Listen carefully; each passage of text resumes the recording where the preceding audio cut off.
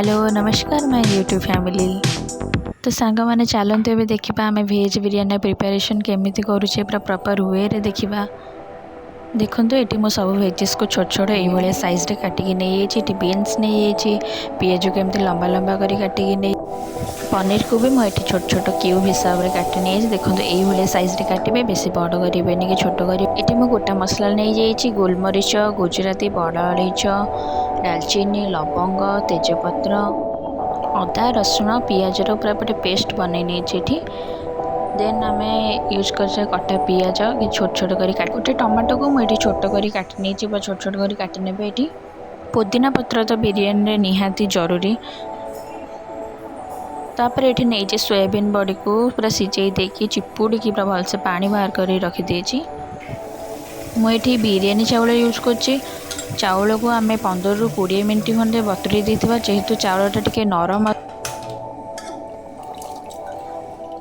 कढ़ई रे आम तेल पकई देकी लंबा लंबा कर काटी पियाज गुड़ी को छाणीदबा। छणा पियाज बिरियानी पकेले बिरियानी टेस्ट आहरी बढ़ी जाए। आम पियाज को बेसी कड़ा कर छाणीबानी जस्ट ब्राउन है पर्यंत छाड़ीदबा। तापर छोट छोट काटिक रखि सब वेजेस को आम छाणीदबा। छाणियाटा मोस्ट इम्पोर्टाट। आउ जेहेतु आम मसलाटा कषा हम आम एते भी छाणियानी जस्ट फ्राए करवा। पनीर को मध्य से भाया हल्का छाणी नबा। बेसी कड़ा छाणिले पनीर टेस्ट भल आसबनी।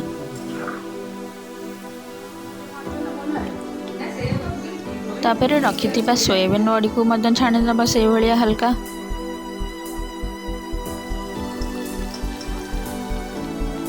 ये मो गोटा काजू को छाणी नहीं। आपड़ चाहिए किसमिश भी पकई पारे जेहेतु मतलब किसमिश भल लगे मुझे खाली काजू यूज कर।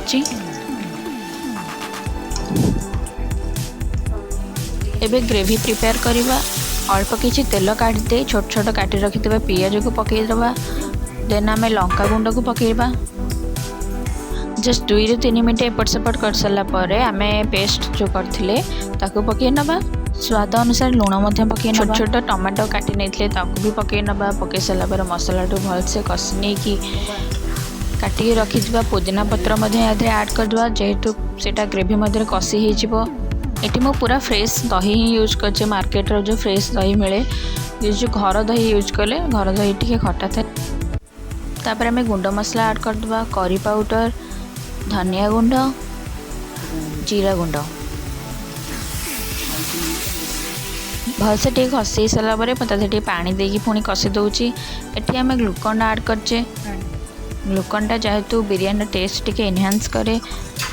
टिके कषि सारापर ये मो बिरियानी मसला ऐड कर देची। आ बिरियानी मो घरे ही तैयारी करछे मसलाटा सब गोटा मसला को यूज करिके। तापर छाणिक रखि सोयाबीन और सब भेजेस को ऐड करदे। पनीरटा पछरे देबे कहीं पनीरटा याद कषिले पनीरटा छिंडी जाई पाए। तो हल्का टिके गरम पानी देकी ये मो पुणी थे सब मसला को भल भाव पूरा कषि दूची। तापर से पनीर आम जो छाणिक रखी ताको भी ऐड करदबा। यहाँ एपटे कषेला बेले आम ए राइस तैयारी करवा। राइस पे मु गोटे हांडी रे पानी नहीं जाइए किसी तेल पकई देछि। तापर गोटा मसला ऐड करछि लुण ये पकईदबा। काटिक रखि पुदीना पत्र ऐड करदबा। आगुरी बतुरे रखि जो चाउल को एबे पकईदबा।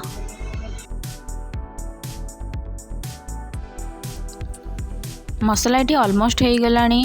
छाणिक रखि पियाज रे गोलाप जल बिरियानी मसला आ पुदीना पत्र को भलसे मिसई देके ये पकई नबा। गोटा छाणिक रखि काजू को ये पकई नबा।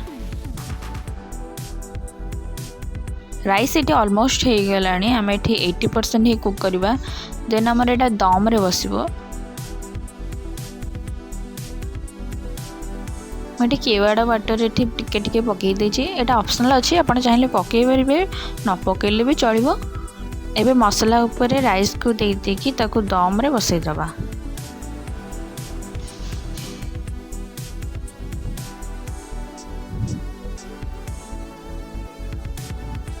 छाणिक रखिदा पियाज आ पुदीना पत्र को ये ऊपर पकई नबा। देन मुझे टिके हल्का गोलाप जल यूज करछि।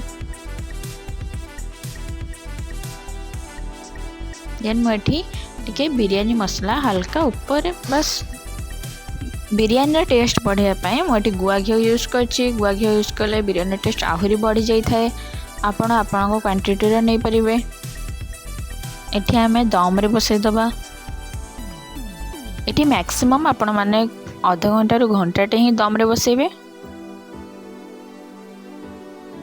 देखते ये बिरयानी आमर प्रस्तुत हो जाए। बिरयानी तो बहुत ही डेलीशियस और टेम्पटिंग देखा जाउची।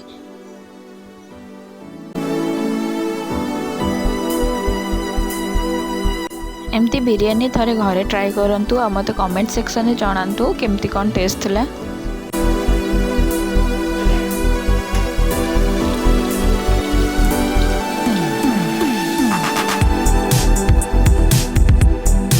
चैनल को लाइक शेयर और सब्सक्राइब करने को जमारू भूलिए नहीं।